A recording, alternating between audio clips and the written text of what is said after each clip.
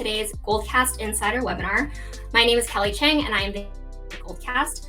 I will be your host today, and I'm super excited to dig into part 2 of this fantastic series that we've got planned for you. Before we dive in, I do have a deck that I'm going to share some slides from. I want to go through some housekeeping items. So this is the second of a 3-part series. So make sure that you mark your calendars for the final session that's going to be on Tuesday next week. We are going to have a Q&A session at the end. So if you have any questions for our LinkedIn expert, Mark Jung, please feel free to put those questions in the Q&A tab. That's right to the right-hand side of the main stage. For today, share your comments and engage in the chat. Like I said, drop your questions and we will send out the on-demand recording when it's available later this afternoon. But for right now, we are super excited to kind of give you an overview on what we're going to be covering today. But before that, I do want to talk about giveaways. We are giving away a beach chair today. So if you are in the thick of the summer season, how you can, win this beach chair is to attend the first session that's on demand, attend today and submit a Q&A, and then you can earn your chance to win this beach chair. And then attend next Tuesday to get a chance to win a $300 Airbnb gift card. What we're going to cover today is all about LinkedIn content. So LinkedIn content pillars, identifying and leveraging different themes and pillars in your LinkedIn content strategy, what those emotional triggers are for LinkedIn, and really aligning your LinkedIn content with your business goals. So lots to dig into. And we do have Mark Jung, who is a very, very expert in LinkedIn content and engagement. And I do have a little video that I'm going to play for him before he comes on stage. So let me stop sharing this. All right. So let's watch this video before we welcome Mark to the stage. And now, this is the moment that Goldcast webinar attendees have been waiting for. He's grown his brand by 4.48 million organic impressions and 13,142 new followers in 80 days.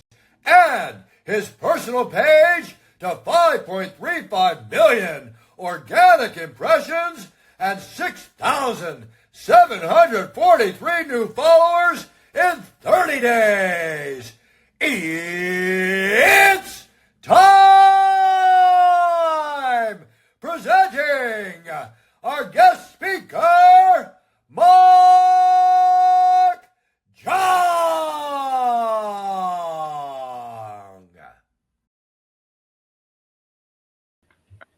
I literally have no words, and that's from someone who used to host a hot sauce sales show live on LinkedIn for walk-up songs. So that was amazing. Appreciate the hype. You've definitely overhyped it, by the way. I'm gonna way under deliver now on the value prop. So everyone, I would just call it now. That's probably the best it's gonna get. You're at peak season right here. So Kelly, thanks for having me. This is gonna be super fun. So welcome everyone. Real quick housekeeping item. We're going to kick things off like we did with Logan from Yext. Logan, I see you in the chat. Welcome back. Last session.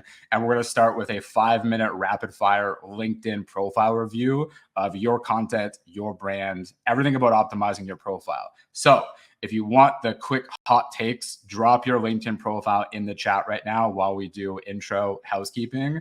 And the Goldcast team here will pick one of you. I'll screen share your profile and we'll dig in and try to optimize and give you the 5-minute hot takes. So yeah, be nice. Yeah, Logan, you were a good sport. We had fun. So everyone drop your LinkedIn profile in the chat. The Goldcast team will pick someone and we'll run it back.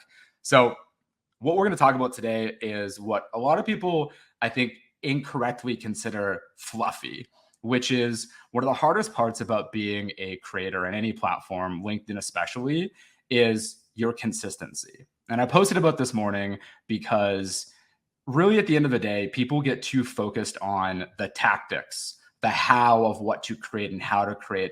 But the really challenging part is being creative and showing up every single day, especially when you don't feel like it. And one of the best ways to combat that, sort of in my experience as being a creator now, doing LinkedIn for 4+ years, has been to have a really strong content matrix that explains your why, your mantra, your core pillars, and as an easy way for you to revisit, especially when you feel like I have nothing exciting to say. And at least for me, I think one of the like real talk moments is not everyone will want you to succeed when you start being a creator. You really need to surround yourself with people who are going to inspire you, like clap for you, shout for you, want you to win. And really like the emotional resilience and like that toughness, that fortitude is like a key part of what it takes to win as a creator in the long run. So while you're dropping your profiles and the GoCast team are picking something, I want to open it up with a fun stat that I think is really eye-opening about the power of consistency in creating. So how many podcast episodes do y'all think it takes for you to become a top 1% global podcast in the world? So think about this for a second. How many podcast episodes do you think you need to be ranked as top 1% in the world? Drop your thoughts in the chat. I'll give it 30 seconds and then we'll call it the answer. And the answer here really points to the power and importance of what we're going to dig into today. So we've got lots of profiles. The GoCast team are going to select one soon and we'll jump in. But so here's the data for you. It only takes 21 episodes of a podcast, doesn't matter what type of podcast you're in, to be a top global 1% podcast. 21. Here's why. 90% of people stop their podcast after their first season, which is usually like 7 to 10 episodes. The remaining 90% give up after the 20th episode. So you see that there's millions of podcasts in the world, but literally 99% of them have literally stopped, finished. And it's about that consistency of showing up is what's going to get you to win. So I've got a LinkedIn profile here. So we're going to dig in and I'll throw this up right now and we'll go through it. Oh, interesting. We've got a company page today. This is an interesting one. Okay. So first things first, let me go through and I will share my screen here and we'll talk about who I am, details, and why you're here. Because I think everyone's like, who is this guy now? You got a, a wrestling intro and we'll see how things go. All right. So if you tuned in last week, I'll punch this up. But here's me. So I'm Mark Young, founder over at Authority B2B. You can check us out at authorityb2b.com. We do LinkedIn-led growth for founders and company pages. And a big part of this really started with like me building my personal brand on LinkedIn. So today I typically do somewhere between like 1 to 1.5 million impressions per week on LinkedIn. You can see this has been a good week. We're up at about 1.4 million. And today what we're going through before we do kind of the full deep dive is I'll give you a little sneak peek of what's to come, which is my content matrix. So this is a Notion template that I've built that really I'll dig in with all of you today. And it's about how to build your strategic foundation for a winning brand on LinkedIn. So we'll go through this in depth. And then the fun stuff we'll do is we're going to talk about hooks. So after that, I'm going to go through and Logan, if you're with us, this is the post that I wrote about you from last week. And we'll talk about how to do really good image hooks. We'll talk about writing great text hooks. And one of my personal favorites, how to write really good meme hooks. So that's to come. But first, we've got a profile to review.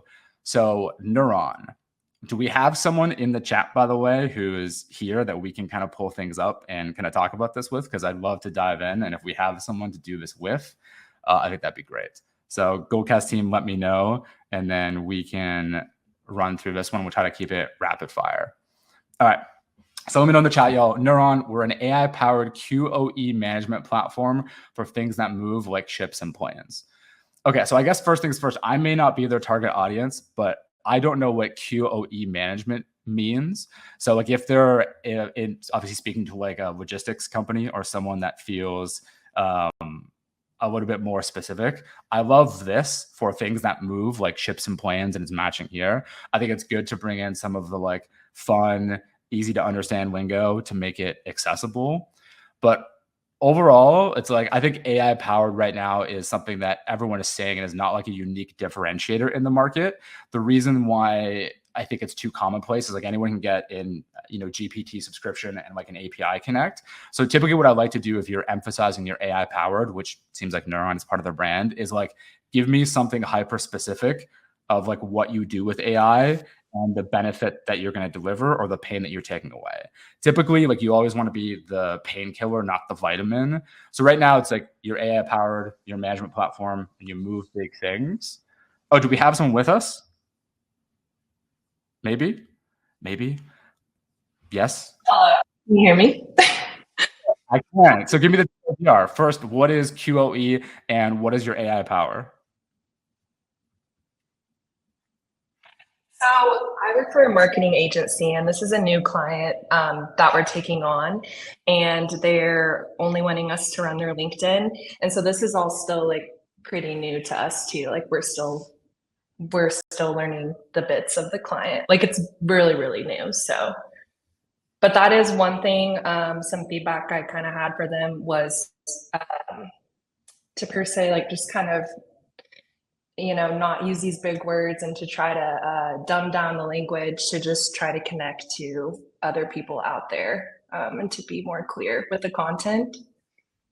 Yeah, like here's how I would approach it depending on what it is. It sounds like they do active monitoring using AI to make sure that things don't get lost in transit. That's like my understanding of this if I'm parsing this based on the graphic and the text. That, at least in my opinion, there should be some social trust here. So it's like if I'm looking at this, it's like who are the big brands you're working for? Give me like socialist seconds. Give me social trust. Give me something that's going to give me like, okay, I want to pay attention. And then tell me that exact thing. 97% or whatever it is, 87% of merchandise over $500 gets lost in transit. We use AI to make sure your big things like deliver on time without damage, right? That to me is like a hyper specific clear value prop as opposed to like AI QoE. So I'll give you 2 more minutes and we'll run through this in terms of the existing content. And then I know we have an eager one to kick in as part of number 2. So we are proud to partner with the Costa team. Okay, so reposts, it's cool, but I don't know what you've partnered with them to do. I think there's like some cool things here. So it's like generally repost with a comment. We'll see less than like 90%. Like reposting with a point of view is one of the least impactful things you can do on LinkedIn. Generally speaking, you either want to just like natively repost it to hype the original post, or you want to post something net new. Reposting with comments literally is like one of the worst things you can do to the LinkedIn algorithm. I don't know why they have it, because they don't like to put power behind it. Why do the world's most innovative airlines use Neuron? Get continuous visibility, replace manual ad hoc. Okay. So, I mean, it got some engagement, but like the language already like lost me. I think it's like the why was a good hook, but this to me is like way too complicated and jargony about like what's happening here. There's not enough spacing between the key points. Like if this was like, 1 in 3 flights has this error or something like that. Here's what the data says. And generally, like I think hashtags, at least in my experience, are not for discoverability at all on LinkedIn. LinkedIn is like purely almost axed hashtags. I think one of the biggest dangers you can see, like me punch in here quick, look at all that blue. Look how much contrast you're wasting in terms of distracting from your call to action. One of the reasons I never use hashtags is you want your call to action, your link, your whatever it to be to stand out. So put an emoji or a PS and a question. Plus also like drop us a line to set up a demo. I think is like, if you had a stat, drive them to like a value add piece around some type of like asset, and then move it on from there. But I know we've got lots more people coming in, so let me go ahead and grab another profile. Appreciate you coming down. And if we do kind of an async version after this, happy to run part 2 later, but getting a lot of these, so we'll try to run in. Okay, Hootsuite. If Stacy is here, feel free to come on in. Hootsuite, I'm in Vancouver, British Columbia, folks. I am Canadian. Don't hold it against me. But Hootsuite was founded here and is one of the sort of marquee Canadian brands originally. So async, like offline. It's just my SaaS lingo. So let's see here. Stacy, building relationships 1 webinar at a time. Okay, I love that take. I think it's a great line. Hootsuite, ruffle some feathers. I know that's like a brand tagline. But I really just do believe that it's like have your one clear value prop listed in your cover asset always. Because I think it's like at the end of the day, if most people know Hootsuite like in that space, but like if you don't, it's like PS, we make social easy to manage, whatever it might be, or like not your dad's social, like something fun that's gonna connect to your value prop. I think is great. Love the title though, because I think there is definitely short, simple, memorable. I like that. Let me see here where your about section is. Where is your about section? Okay, if there's not an about, I'll shoot you a connect. Then I think that's one of the missed opportunities here right now. Okay, so a few things, we'll dive into this before. Your about and like your one line on your details. I love people who have like a short one line title like this, but you need to have an about section that's like, hey, here's what I'm about. Here's the expanded version. If I saw this and that's your hook, follow up and give me like the data, give me the context, give me like the reason to follow up. Like think about this as like your first date moment, that like swipe right, swipe left. Your about then is that first point then when someone's going to dive in and learn more about you. I'm missing that opportunity to like actually connect to what's happening here. A great way to do that is, I see you've been at Hootsuite for 7 years. You probably have some amazing stories to tell. Have those bullets. I have mine in 5 bullets that go from longest to shortest, super quick, super scannable, delivering the data, the stories, the value, because that's the 1, 2, 3 punch you want to hit. You want to have credibility and interest in a hook. You want to have something that's simple, short, and memorable that gives someone that snapshot in seconds of who you are. You want to follow it up with that really good 2-liner about sort of like what you do and that power.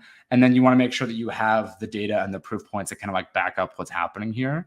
So let me go ahead and I'll stop my share really quick, and I'll give you like a rough version of what this tends to look like, because I actually rewrote mine like 2 days ago.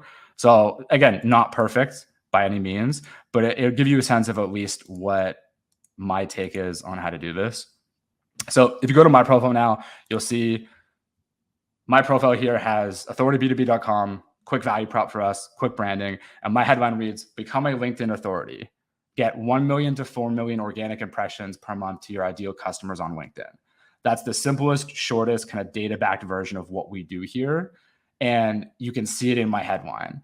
If you skim down, you'll see sort of in my opening, hey, I'm Mark, founder of Authority. We help leaders and company pages grow to that 1 million to 4 million organic impressions. So I'm trying to hook them with that data, get them interested, and then give them specificity about what we do. From there, if you expand my profile, you'll see here it's like, you know, LinkedIn done for you. I mean, I try to bring in some data about what we do. So it's like in under 6 months, our clients have seen over 103.1 million organic impressions. Then I highlight one example of each of those, a personal brand, a go-to-market leader, a company page, trying to bring in like those fast scannable points. And then you can see here, I'm like, all of our clients see this level of performance. Here's the data, but here's how we did it, right? So I talk about sort of my career, my 5 bullets. And then I talk about my co-founder, Daniel Murray, what he's done, his bullets. And then we have a little bit about like our enemy and what we do and how you can get in touch with us. So you can see here, the goal is, again, try to build your page as like a landing page. It should deliver that 1-2 punch. So I know a lot of profile stuff. We'll definitely do this more going forward, but let's really quickly start to pivot gears now and we'll chat content matrix.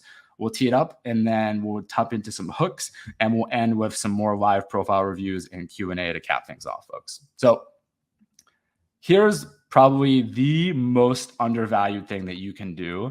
And if you want it bigger, let me know. Going to talk about what it takes to build a content matrix. And a content matrix is going to be the thing that gets you through the hard times as a creator. What I mean by that is there are going to be days where you're just like, I don't know what to post. I'm not feeling creatively inspired. Like, just, I don't know, or I don't feel like it, you know? And that was me this morning. You know, I've just been having some like health issues, a lot of stuff going on. And I was like, oh, like, you know, only got 3 hours of sleep, like feeling a little bit rough. And I was like, man, like, what am I going to post about today? And I was like, you know what? I'm going to post about this. I'm going to post about like finding your why and how you stay connected to what you do. So one of the simplest things that too many people get wrong on LinkedIn is they try to go too wide with their content. And one of the reasons for this is like, they think, oh, well, like I know so much. I want to like, you know, flex my knowledge. It may be good for your ego, but it's really bad for your brand. You can only be known for one topic, literally one topic. If you take a second, think about your favorite creators on LinkedIn right now. Like take probably one of the most well-known creators on LinkedIn, Justin Welsh. When I say Justin Welsh, what do you think of? Solopreneurship. It's like his one core topic. It immediately comes to me as soon as I think of his name, right? Justin Welsh doesn't talk about 18 different things under the sun that he could have. He talks about the one topic consistently that he wants to be known for. And it's really like one of the most powerful things that you can do with your brand. So really at the end of the day here is try to think about, here we go. Try to think about, you got to love when your dock switches mid-screen share. All right. Try to think about the one thing that you want to be known for. In this case, I only talk about LinkedIn B2B marketing. That's the thing that I talk about. I stay hyper-focused on that topic. The next thing that you should do is have an enemy. And I think too many brands see their like competitors as their enemy, when your real enemy should be something like super distinct and ownable that you can talk about and include in your content. So my enemy and our enemy at Authority, it's actually one of our core pillars that I talk about in my content, and I'll get to this later. But the enemy that we talk about is ghostwriting. And if you were in episode 1, we talked a little bit about this, but the challenge is it's like anyone can do ghostwriting. What you really need is a ghost marketer, like a career marketer who has built an audience, who understands distribution, who is a channel expert in that one channel that they build in. And it's like they're what's really going to drive pipeline and growth for you, not a ghost writer who ends up being someone who hasn't built an audience, right? Has never managed what you're doing, doesn't know how those things work.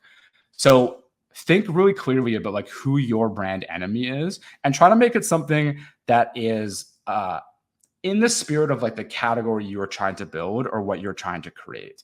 Because at the end of the day, your enemy is not your competitor. It is like your belief of what is wrong in the market. So a lot of different exercises you can run through to figure that out, which is a different point. But this is one of my favorite things that you can do, which is think about your why. So it's like, if any of you know Simon Sinek and you've read his books, it's like a great way of, starting with your why. My why was something that actually evolved to me when I first started working in tech marketing about like 4 years ago. And it was this belief when I was starting in tech that even like entry-level roles required 2 years of experience in SaaS. And it was like really perplexing to me because everyone just seemed to want someone who had like been there, done that before so they could replicate what they've done in the past. But my belief was that if you've done it in the past, there's diminishing returns. It's like doing the same thing over and over that like every big company is doing doesn't actually lead you to differentiate in the market. And one of the things that I saw was there were so many of these B2B companies trying to just like posture and like sit upright, like 90 degrees, like super serious, like formal dear sir, ma'am kind of content. And where I broke through and built my niche was finding like the power in humor. And I think it's an underestimated skill in SaaS and in tech, which is humor is actually one of the ultimate forms of sophistication because you can be professional without being serious and people are going to forget what you say. But at the end of the day, it's like if you connect to your audience, they will remember how you made them feel. And humor is like one of the best ways to do that. So my why, and you can see here, this leads down to like my mantra, which is B2B marketing should never be boring. Because really like my belief is there's no B2B, there's no B2C, there's just like human to human, H to H. And you playing it safe and trying to like copy what Slack does or what Microsoft does is not going to get you where you want to go, especially if you're an early stage company trying to grow. It's like those companies can afford to be generic and go wide. You need to be hyper specific and memorable. So once you have this matrix kind of dialed in, it gives you a sense of your starting point. Like think of it as like the building blocks behind your content and how you're creating. Then the next thing that we do is we end up creating 3 supporting pillars that ladder up to this key section here. And the way that that works is, and I'll go through this and then I'll talk about the types of content you can create, but I'll go through my pillars and then I'll explain how they work. So my first pillar here you can see is invest in your brand moat. And the reason I say that and why I believe in it is like 97% of B2B buyers are not actually buyers. They're not ready to purchase yet. The problem is most companies spend almost all of their resources on that 3% who are ready to buy. And they don't separate out their marketing and media budget. So a big belief here is like you actually need separate budgets. You need to build your company brand, your personal brands, and your media brand. And the reason is that here, right? People buy from people they know, like, and trust. When you want to become the authority, it's like you need to get the right type of attention over and over. So it's like, all right, what's the first step you have to do? It's like you need to consistently create media content for that 97% who are not ready to buy. Okay, so you want to connect with people. You want them to like you. What do? Well, you need to build your personality, right? Your personal brands in your company, at your business, because people don't just come for your content. They come for you. If people that know me, they know that I'm sarcastic. Sarcasm is like my love language. It's just like how I show up. It's like people DM me all the time. It's like, you know, that meme really hit with me, that sarcasm. If I was just here, just sharing content upright, I'd have a better spine, but probably a worse LinkedIn following. And this part, number 3, trust you. When you share your experience and you're not trying to drive someone to an outcome, you're just like delivering value in the feed. That's what's going to make them come to you first as the only option. So you see here, this kind of first pillar echoes and underlies sort of this overall story that I'm trying to tell about B2B marketing. And, you know, each of these comes back to a point where it's going to like ladder up. So think about like the foundation. And if you had like a really important North Star metric for your company, you should have all of your pillars laddering up to help you tell that story. So in this case, for me, the second pillar is for really the enemy that I'm against in the market, the thing that I believe is wrong. So we talked about this before, so I'll skip through it, but it's, you know, ghostwriting is what powers real media growth, right? Ghost marketing, not ghostwriting. And my third pillar is just like LinkedIn data-driven content advice. So it's hyper tactical. It's like my lessons doing 1 million impressions a week. And it's the collective lessons that we have from driving more than 1 billion impressions on LinkedIn, from our media brands, our client brands, and our personal brands. So those are the stories where we try to bring that like actionable advice. And then this is one that like you don't have to have more than 3 pillars to start. I have this one, which is too many companies try to copy big competitors and they end up getting stuck in what I call the sea of SaaS. A really fun exercise you could do. Go get like 20 of the most popular SaaS websites, remove the logo. So just like remove the logo and put them on a Miro board and try to have people guess who they are. I can guarantee you that they will all blend in and look together because everyone ends up just like copying their style, saying the same thing, trying to get like clever instead of clear. And at least my big belief was like, this is the fastest way to fail, is trying to copy big. It's like you should pull inspiration from outside of your arena. So I share really tactical tips on how to do that. So once you have that, and again, I'll share all of this with you in Notion later so you can make a copy. Here are the 7 types of content that you can create.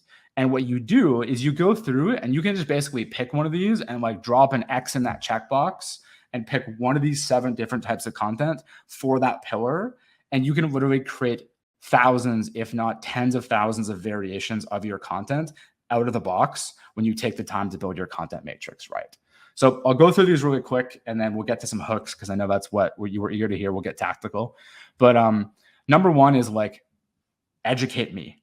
Teach me something, make it actionable. And imagine that I came through here and I was like, all right, something actionable about my first pillar. I'd be like, you should probably assign this type of budget breakdown to your company brand, your personal brand, and your media brand. Here's my budget template. It looks like this.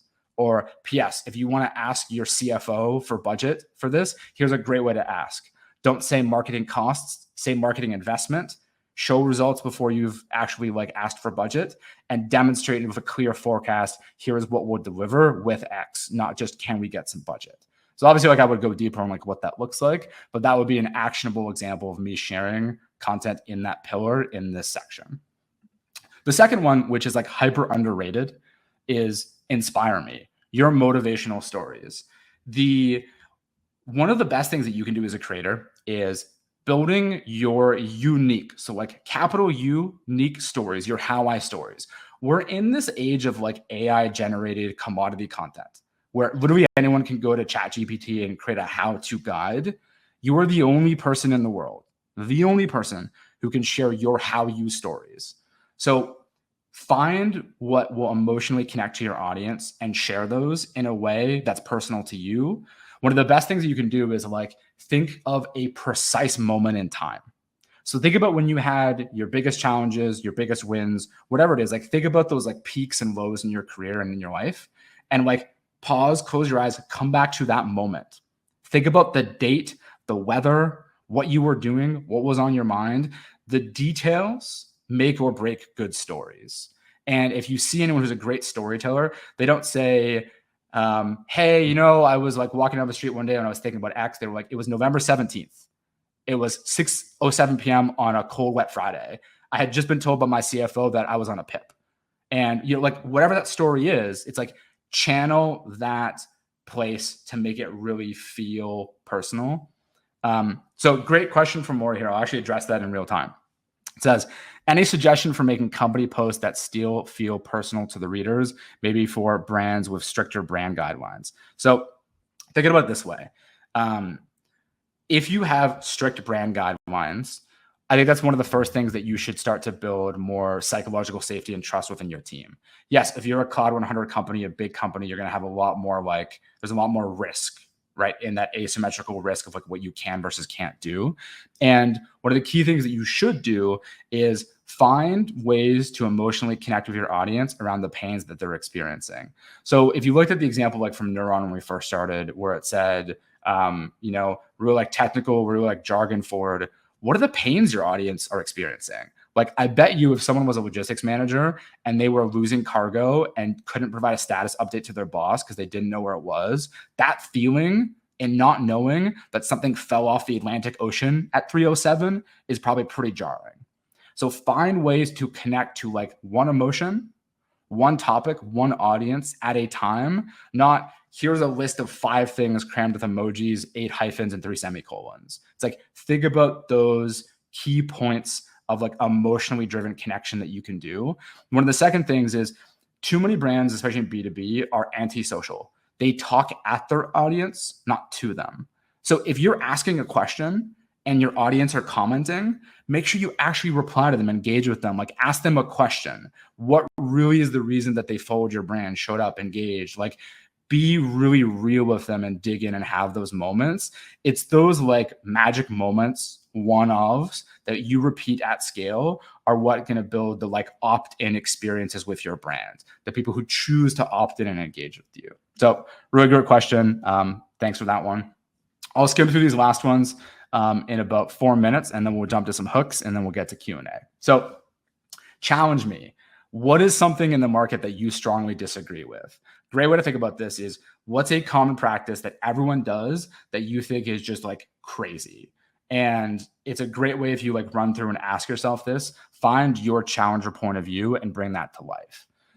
If you've ever followed my content, I'm a big believer in edutainment, entertainment, make me laugh, entertain me, because like SaaS is stressful, you know, marketing is stressful, like careers in general, it's like stressful.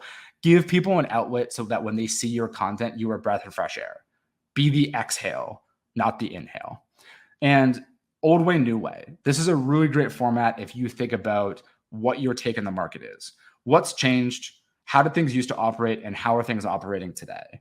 You know, I talk a lot about how people used to follow companies and now they follow people. That's a big belief of why we're seeing this massive surge in personal brands on LinkedIn. You look at Tesla versus Elon Musk. There's a reason why Elon has 6, 10, 20x the following. It's like people follow people. So I talk a lot about that, old, new, what's changing. You can also talk about your predictions.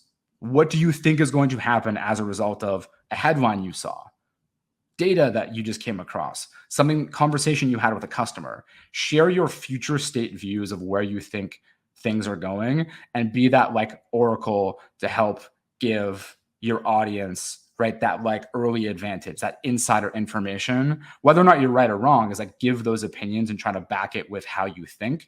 Make sure you explain the how of your thought process. And then lastly is like, leapfrog me. Even if you don't have a ton to say early on, I bet that you can curate some amazing content that's going to help someone save 3 months of figuring it out themselves. When I first started on LinkedIn, I went and joined a bunch of communities and just found the answers to questions that I myself was looking for. And then I curated them and gave them back to my audience. They weren't my answers. I was just acting as that curator. So be that person that leapfrogs people. So again, each one of these, you literally can go in and check, like, I'm going to do a post where I'm going to leapfrog people about LinkedIn data-driven content. So like last episode, I talked a lot about like hooks and, adding links and writing demand and like how to write copy. And we're going to do that again today. So we're going to talk about hooks, which is, I think, one of the most fun things to do. And there's a few misconceptions about hooks. So Logan from Yext, shout out to Logan in the audience, wrote this post about him last week. We'll go through it. And the reason why I pulled like Wolverine is Logan was named after Wolverine. If you were in the last session, shout out to Logan. That was from our review. And I was like, all right, cool. So I'm going to go find like a cool visual hook about Wolverine. And there was this great campaign I saw on Ad Age that was like Deadpool and Wolverine together here. And I was like, oh, this is great. Tactical tip for you here. This post originally had a bunch of distracting lights. It was actually at the Eden Center in Toronto. So it had the Eden Center in this title here. And it had a bunch of things that were like up here that were distracting. So what I did is I went and dropped that in Canva. I expanded the image to be 800 by 999 pixels. And I used their magic eraser tool to actually delete all of the extraneous details that distracted the reader from the key core message. Because when you have text on a screen, when there's more text, it's like there's more to actually see. So make sure that you're actually using Magic Eraser and Canva to remove extraneous details from your image hooks, because you want to get people only focused on like what matters most. The second thing you want to do is, once you have a good image hook, is like write a good text hook to follow. About 40% of my text hooks end with why for my rehook, the second line. And the reason is like there's natural curiosity in what that looks like, right? So it's like this Marvel Heinz collab is genius. Your best marketing has contrast. Why? And then it's like, this is a line that I've tried to build like my career on LinkedIn about, which is like contrast creates interest. It's a really simple way, and you should try to treat your hooks like a movie trailer. Your hook in and of itself, if someone just read it, should give them at least 80% of what you're saying. If your hook doesn't communicate the 80% of what your point is, it isn't specific enough. It should be like a good movie trailer, that it doesn't give away enough, but it gives away excitement. It gives away emotion. It gives away energy. So one of the great things you can do is go check out Power Thesaurus and go look for power words. If you just Google like power word content matrix, there are words in the English language that are emotionally charged that make us pay attention. And one of the best ways you can do that is with contrast. And we'll talk a lot about that in some more examples. So let me pull up another one. You deserve a job that lets you sleep peacefully. That's why I created my North Star metric, : So it's like, there's an emotional topic that I'm speaking about, which is how many of you on a Sunday night have been like not excited about Monday morning, right? It's like that feeling is universal and resonates with people. Everyone's felt that before. And what you want to do then is use curiosity to link that, which is, this is why I created my, so it's personal to me, North Star metric. And then I explain what that is. So people are naturally connected to that idea, right? And then what I did, at least in the image hook here, is I put a positive spin. So this was an inspire me post. If we come back to our content matrix, right? You deserve a job you're excited to wake up for on Monday. Like, life is short, work somewhere amazing. Find that energy. So that's just like an inspiring, positive message that connects to something that technically is like a pretty, deep and personal thing. And then I'm connecting it with some curiosity around a metric that I created. So it's net new. They haven't seen it before, right? The same as your how you stories. And then I've explained what it is. So PS, if you haven't done this, it's great. I used to keep a log. I still do now. Rate yourself every day from -2 to +2 on how excited you were that day to wake up and what you're doing. And then there's a great quote from Gary Tan I love. He's the co-founder of Y Combinator. At every job, you should learn or earn. Either is fine. Both are best. But if it's neither, you should quit. And really, I've tried to like bake my career on this. It's like, am I loving what I'm doing? Am I learning or earning?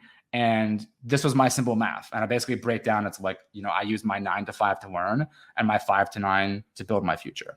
So again, when you think about this, it's like that Sunday analogy that we talked about last time, which is each one of your elements in a LinkedIn post needs to be able to drive a reaction with people, ideally in that way, which is like 1 point, 1 emotion, and 1 audience. If you literally just read my first line, you can react to that. If you read my second line, you can react to that with curiosity. If you just read the image hook that I have here, you can react to that too. And then what you want to do is I would go through and I said, hey, I'll put a comment, I'll include a picture of myself, and I say, I ask myself this question every single Friday, right? If I repeated everything I did this week, would I achieve my goals, yes or no? And I try to give an additional breakdown, additional value about that topic so that people, if they saw this post, they can like binge a little more on me and my content. So, all right, we talked about this last time, but I think it's like a great example here, which is rhyme is one of the best things that you can do for your content. Think about existing phrases, think about existing sayings, commonalities, whatever they are, and put your spin on them. So this was one that, I wrote a while back, which is like, lead gen is short for like lead generation. And I'm such a big believer that like content is not for lead gen, content is for trust gen. If I wrote like content is not for lead generation, content is for trust generation, one, it's like way too long. It feels technical, but people know what lead gen means. I've mirrored that with contrast using lead gen and trust gen, which makes it snappy, clear, easy to remember, and it feels like it's got some rhyme and rhythm. I used this example last time, and I will continue to because it's one of my favorite examples. I want to go to Bora Bora, but I'm Pura Pura. Okay. Bring some humor, bring some rhyme, bring some repeat. Mirroring language and like rhyme is one of the best things that you can do when you're first starting to write your hooks. And again, you can see here, you can react to just this visual hook of mine. You can also react to like my written hook here, which is like content marketing is not just for leads. Content is how you earn trust at scale. Then I tried to back that with a data point and a really quick high level point of view here. So we'll skip over and we'll jump to the next. This is probably one of my favorite hooks of contrast ever written, which is from New Balance. And you can see it here, worn by supermodels in London and dads in Ohio. Now, the best hooks don't just make you think, they vividly take you to picturing the thing that they are talking about, okay? You literally cannot close your eyes and tell me you can't visualize that like dad in his New Balance about to like go mow the lawn, like paper in one arm versus like the supermodel in London with the oversized trench coat wearing the New Balance, right? It's like the contrast here. But do you know what's a fun fact about this image? The original size of this ad was like that. So do you know what I did? Is I went in Canva and I cropped the New Balance logo. I dragged it to the bottom corner. I filled the backdrop of that color and I made it 800 by 990 pixels. Why did I do that? So I can take up the entire vertical of the feed. If I didn't, I'm giving you a 30% chance to see someone else's content that you might like more than mine. And I don't want that. I want you to be focused on seeing me and giving you the max attention. Yeah, Canva, if you're watching someone from Canva, you should sponsor me because like I used to use Photoshop for all this stuff and now Canva has been great for it. And, there's a lot that you can do. But episode 3, Goldcast has an amazing creative studio and they're doing some awesome things with video content. So I can't wait to talk about that in part 3 with y'all on multimedia and how you can basically level up your production from podcasts and events to social. If you don't, go check out the post Kelly did from our last episode where she cropped a clip from me. And we'll talk more about that later. But again, you can see here that exact hook from before that I repeated. Your marketing needs more contrast. Why? Contrast creates interest. Think of your great hooks like a great recipe you created or a great outfit. If you found a winner, you wouldn't be like, oh, never wearing that again. Repeat yourself. Repetition is not a bad thing. It is a cheat code for increased performance. You can repeat yourself by changing your visual hook, put it on a billboard, put it on a quote, put it on a tweet, put it in your text, reference it in the middle of your content, but find ways to continually bring up your high performers. And that comes back to our content matrix. Keep repeating your 3 pillars so you become known for that one thing. Now, again, this is something that I've been talking about for my entire career. And you can see how when I took this that I've posted a lot about and I put it on a billboard. Marketing is an investment, not a cost center. And visually, what I did here is I found a really cool Nike billboard. This was originally a Nike billboard. Don't sue me, Nike. And I deleted their message and I put my own message on it because I was like, it looked really cool.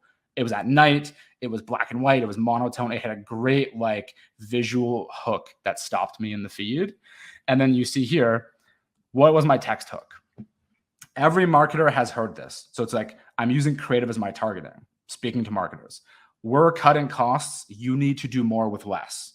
So emotionally, what am I channeling here? I'm channeling the time that every time I've been sitting at a board meeting, a finance review, I'm being told your goals are 2x next quarter and your budget is half. Every marketer has been in that situation where they are told, just get creative, do more with less. It's an emotional trigger for us. So I've created something that's positive in the image hook, and I'm channeling that pain that I have felt in a way that marketers are going to empathize and relate with. What would have been a better hook is if this was actually my second line. The next time you speak with finance, do this. And I mentioned this today. Do not say proposed marketing costs, propose marketing investments, because your framing is everything. Costs naturally have a negative connotation. People want to cut costs. What do they want to do with investments? They want to increase their investments. And in part 3, I'll talk to you about my framework called the Godfather Remora framework, which is a funny way of saying how to build a media arm. And I know we've got the last 15, so I'll wrap up my last 2 hooks. We'll jump into Q&A and we'll do some more live hook creation, content, and profile reviews. So this is another one that is a great sense of how to give you contrast. Marketing is the hardest job that looks easy. The natural contrast here is hard and easy. And I'm bringing in the emotional pain that someone has felt, where marketers, because marketing looks easy on the surface, we get advice every single day from non-marketers. Like, maybe we should try this, or my nephew said X and Y. And if you ask a marketer, they felt this topic. Now, if we come to my text hook, what did I say here? Marketing is the most difficult profession. And I chose profession here because it feels a little bit more like trying to give positivity and credibility to marketing, which is dangerous. Why? Dangerous is a power word. People were intrigued. There's a curiosity hook. It's like, why? Because like bad marketing can make great products fail, right? Too oftentimes we make decisions through committees when really you need a strong, clear point of voice in your marketing. And it's like one of the most dangerous games is like, oh, the 17 stakeholders wonder why the marketing doesn't have a clear point of view. So emotionally, and last but not least is how to write meme hooks. And a good meme hook starts usually with a good image. Shout out to Daniel Murray. Make sure to give him a follow on the Marketing Millennials. This was an image from like a Mercedes lot with like hundreds and hundreds of the same Mercedes. And if you all know, my marketers here, how many Chrome tabs do you have open right now? Seriously, drop in the chat how many Chrome tabs. I have like, for this, only like 5, but normally like I have 5 Chrome windows, each with like 30 tabs. So what's my hook here? My hook here is like the ironic part, which is like marketing is, and using percentages is a great way with adding more specificity. So marketing is 50% tab organization, 50% screenshot organization, 99% taking screenshots on your phone and then figuring out how to get them to your email, your Slack, and everyone else. It's like, those are the funny things that marketers relate to because it's actually like a big part of our life. So I'll pause there and we'll start to take some Q&A, some questions. But as a rule of thumb, run your hooks like movie trailers. Give a ton of curiosity and contrast, use mirroring language, and go do one thing, which is super easy to do, that anyone can do it. Go find your favorite creators and go write down, literally like word for word, their top 5 posts and type them up in a Google Doc. And when you do that, you actually start to train your brain. Authors do this thing with books. They'll go take their favorite books from an author and they'll write that first page. When you start to do this, you start to actually think about how they write, why they write, and it starts to give you like the muscle memory of how to write those hooks. So Kelly, I'll take a breath, try to run through 60 minutes and 30, and we'll get some Q&A and talk more reviews. Awesome, great stuff. We're gonna jump right into the Q&A here. So first question is from Jess Cook. What are your tips for growing your company page audience with potential buyers, not just people who work there, their friends and people who want to work there? Yeah, so this the biggest thing we talked a little bit about this last time is most companies write content that starts with a we. If you saw like the example of Neuron, we are proud to announce A, B, and C. It's like no shade to Neuron here. Most companies do it. We content is about you.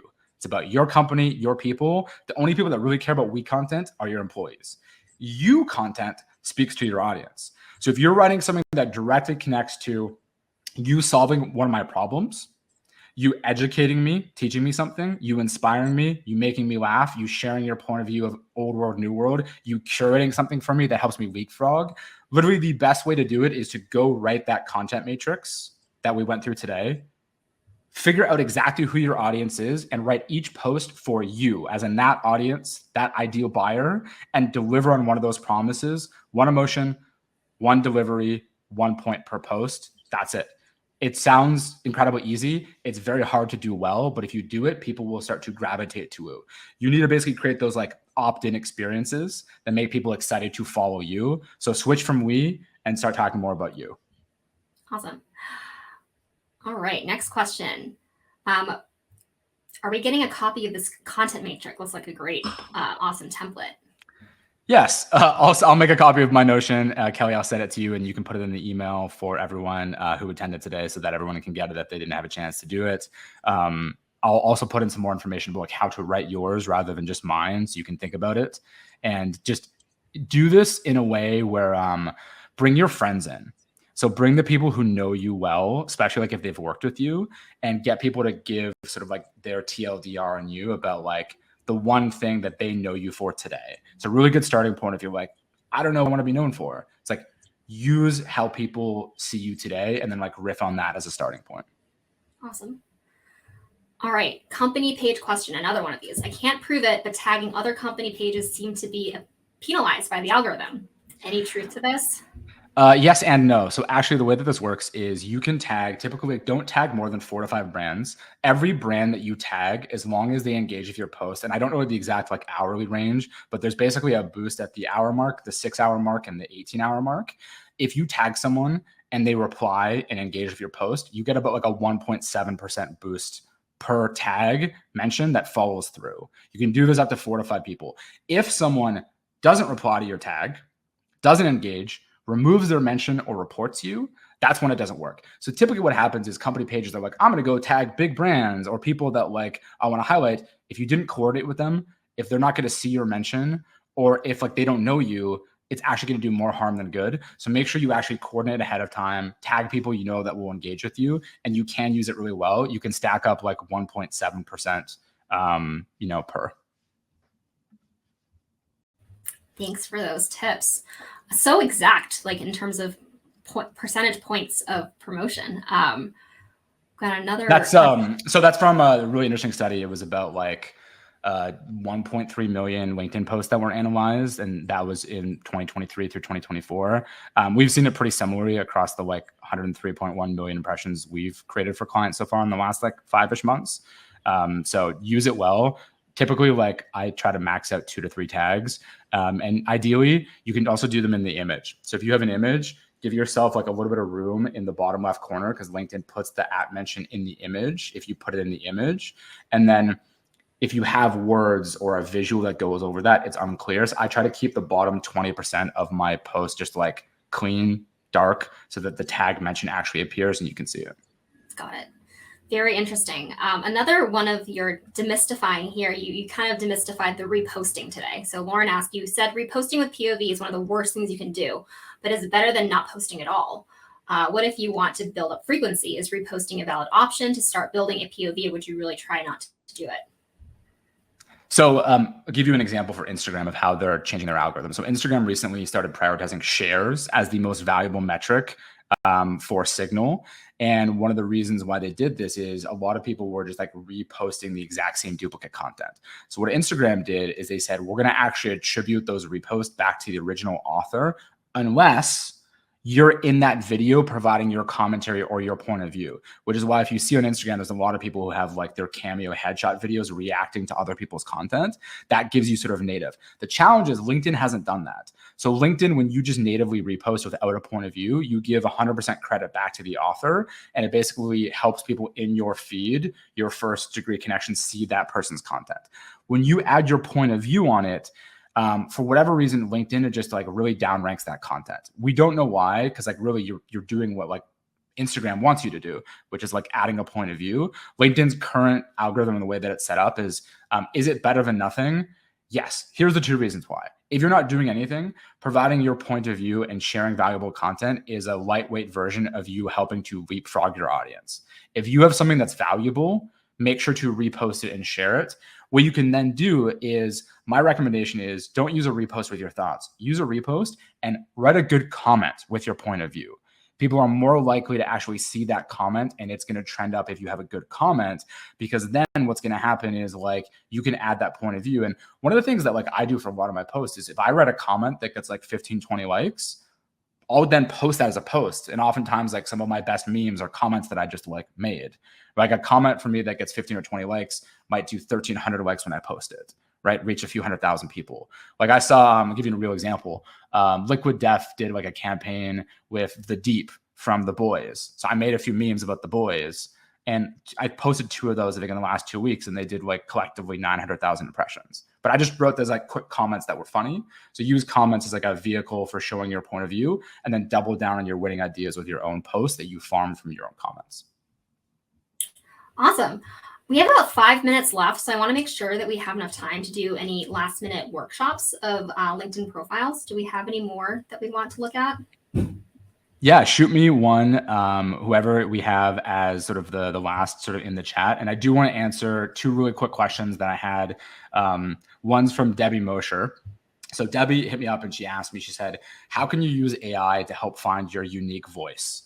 And one of the best things that you can do for this is go ask sort of your friends. I always ask people for my like Mark-isms, and go take whatever they say and like basically feed your exact copy. I use like voice to text in a Google Doc.